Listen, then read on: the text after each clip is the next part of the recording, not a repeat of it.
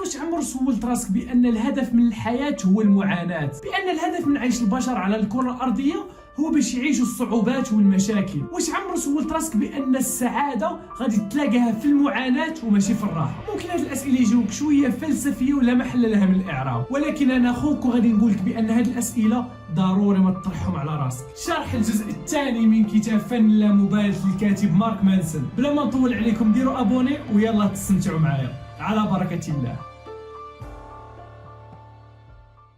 كيقول لك هذه واحد 2500 سنه في جبال الهيمالايا كان واحد الملك اللي كان على وشك انه يتزاد عنده واحد الابن. هذا الملك سيدنا كانت عنده واحد الفكره عظيمه، ولا هي ما يخليش الابن ديالو يعيش ولو لحظه واحده ديال المعاناه. فغير تولد داك الابن مشاو سيدي بناو اسوار عاليه على القصر باش داك الابن ما يعرف حتى حاجه على العالم الخارجي وممنوع عليه يخرج برا. اي حاجه بغاها كانت كتحضر. بعباره اخرى الملك فشش ولده بزاف، دور عليه الخدم اللي كيلبيو له كلشي الطلبات ديالو. المهم هذا الابن هذا الامير كبر هو جاهل تماما بشنو صار فعلا في الحياه ديال البشر، وهذا الشيء بالضبط اللي كان باغي الملك. مشات الطفوله ديالو هكا، ولكن فاش وصل لسن الرشد طلع له داك الشيء في الراس، ولا كيحس بان اي تجربه كيعيشها عديمه الفائده. كان باغي يكتشف شنو كاين مور دوك الاسوار اللي كان بنى الملك، وهذه واحد الحاجه اللي عاديه لانه كان كيحس براسو بحال عايش في واحد الكرتونه وما عارف وما فاهم والو. حتى واحد المره في الليل فين الامير هرب من القصر، دور مع واحد السيد خدام تما، عطاه صريف كدا منا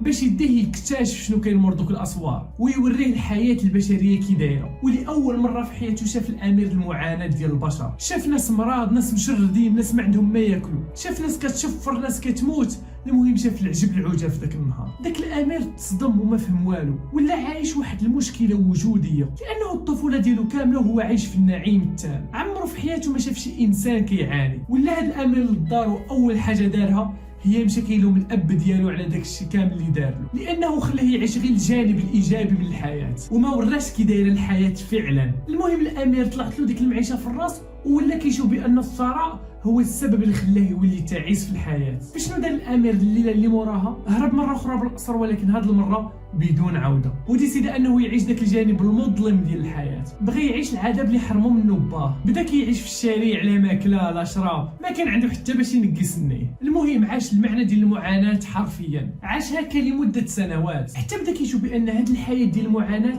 ما كتكملش وماشي هي اللي كان باغي اصلا. فشنو دار سيدي؟ مشى نظف راسو وتقاد وجلس تحت واحد الشجره كيتامل الحياه اللي كان عايشها والحياه اللي راه عايشها دابا. كانوا عنده بزاف ديال الاسئله وديسيد انه ما غاديش ينوض من ديك الشجره حتى يتلاقى الاجوبه اللي كان باغي. وكتقول لك الاسطوره يا اخي العز بان هذا الامير جلس تحت ديك الشجره لمده 49 يوم، واخيرا توصل لدوك الاجوبه اللي كان باغي يعرف. اكتشف بان الحياه في حد ذاتها نوع من انواع المعاناه، وان الالم والخساره ما يمكنش تهربوا بهم. كيقول لك الاثرياء كيعانيوا بسبب الثراء ديالهم، والفقراء كيعانيوا بسبب الفقر ديالهم، الناس اللي ما عندهمش عائله كيعانيوا لانهم ما عندهمش عائله، والناس اللي عندهم عائله كيعانيوا معاهم. اللي واخد الحياه غير في المسار الدنيوي فراه كيعاني في الدنيا، واللي كيفكر غير في الاخره فراه كيعاني لانه ما كيعيش الدنيا. هادشي ما كيعنيش بان انواع المعاناه كامله متساويه، كاين معاناه اللي مؤلمه اكثر بمعاناه اخرى. مثلا شي واحد غني غادي يشوف راسو بانه عنده مشاكل ماليه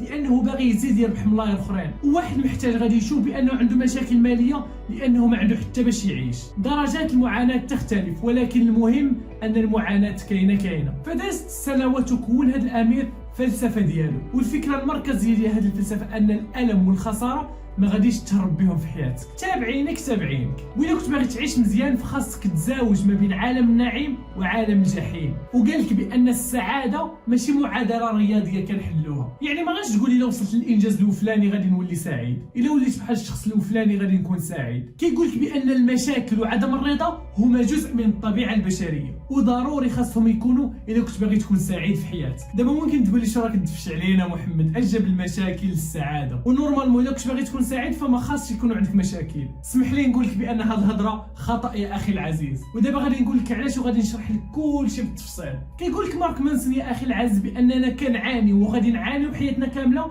لسبب بسيط، واللي هو ان المعاناه مفيده. الالم او المعاناه هي اللي كتعلمنا الاشياء اللي خاصنا نبدلوها، هي اللي كتعلمنا شنو هي الحاجه اللي مزيانه واللي خايبه، والالم هو اللي كيخلينا نزيدوا لقدام. هذه من اهم الافكار اللي بغيتك تاخذ من هذا الفيديو. الالم هو اللي كيخلينا نزيدوا لقدام ونتطوروا. غادي نعطيك واحد المثال بسيط باش تفهمني، وانا وياك نشوف نفس الخط. الا شي اب كانت عنده مشاكل ماليه وما عندوش فلوس، داك الالم فاش غيجي عند ولده الصغير ويقول له با شري لي هذه وشري لي هذه، هو ما عنده مين يجيبهم، هو اللي غادي يخليه يدبر على خدمه ويشوف من يجيب الفلوس، هو اللي غادي يخليه يتطور في حياته. افترضوا معايا ان هذا الاب ما كيحسش بالالم والمعاناه، واش كتظنوا فعلا بانه غتكون عنده ديك الرغبه ديال انه يتلاقى شي حل، ديال انه يخرج يدبر على خدمه يجيب فلوس، المهم يتلاقى شي حل؟ بطبيعه الحال الجواب هو لا. هادشي كيعني بان الالم مهم يا اخي العزيز، والوجود ديالو ضروري في حياتنا. نعطيكم واحد المثال اخر اللي واعر واللي انا متاكد 100% غتكونوا شفتوه في حياتكم وباللي صحيح. نفترضوا عندنا زوج ديال التلاميذ في البكالوريا اللي ما كيخدموش مزيان. ما غاش نقول لكم سهله لان هذا المصطلح ما كاينش،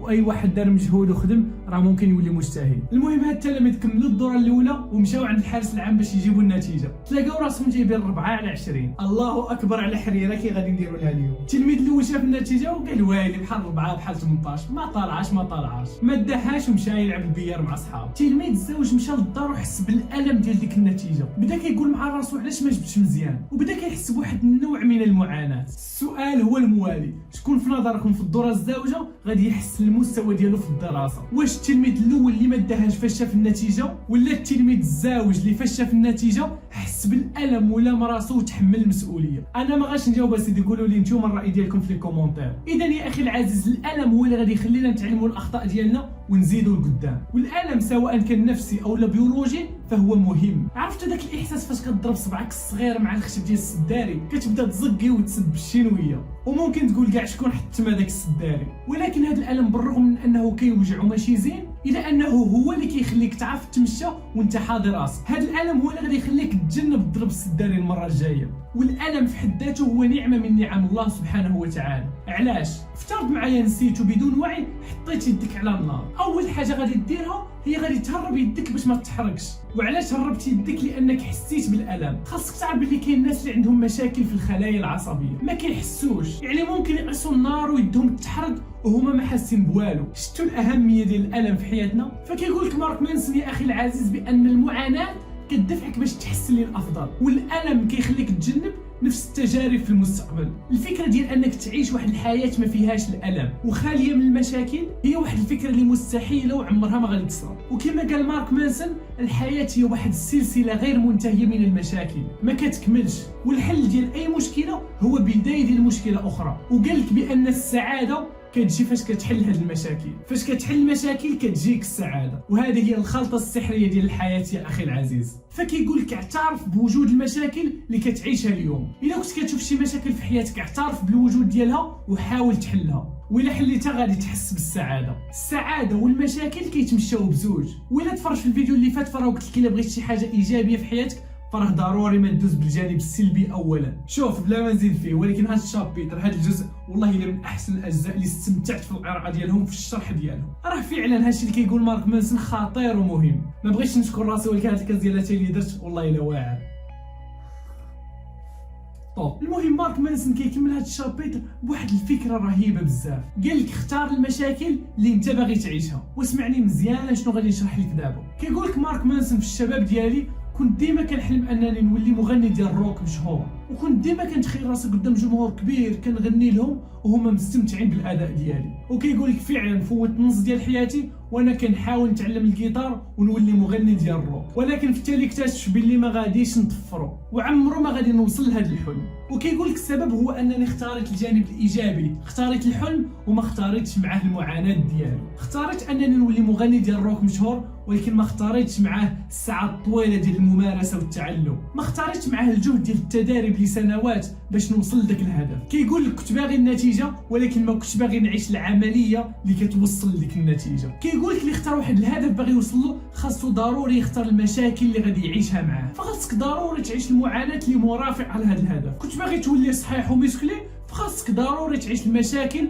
والمعاناه اللي مرافق على هذا الهدف، ديال التمارين والالتزام والتعب وزيد وزيد. وفاش غادي تتغلب على هذه المشاكل غادي تحس بالسعاده. فإلا بغيت نلخص لك هذا الفيديو غادي نقول لك في 5 ديال الافكار اساسيه. اولا المعاناه كاينه غادي تعاني باي شكل من الاشكال، وهذه المعاناه كتختلف من شخص الى اخر. المعاناه ديال الغني ماشي هي نفسها المعاناه ديال الفقير. ثانيا المعاناه هي اللي غتخليك تطور براسك، هي اللي غتخليك تزيد لقدام. ثالثا السعاده كتجي من حل المشاكل ماشي من عدم الوجود ديالها، وما تستناش انك تعيش واحد الحياه بدون مشاكل لانها واحد الحاجه اللي مستحيله. رابعا اختار المشاكل اللي انت باغي تعيشها، ما تضيعش حياتك وانت كتحاول تحل بعض المشاكل اللي تافهه واللي ما كتماشاش مع داكشي اللي انت باغي توصل له. حل المشاكل اللي انت كتستمتع في الحل ديالها. اخر واهم فكره بالنسبه ليا هي الا كنت باغي توصل لشي هدف ديما خلي بالك بانك خاصك تختار الصعوبات والمشاكل اللي كتماشى معاها. بغيت تولي غني خاصك تكون مستعد انك غادي تعيش يوميا ساعات ديال العمل والخدمه وتماره، واي طريق باغي تمشي فيها واي هدف باغي توصل له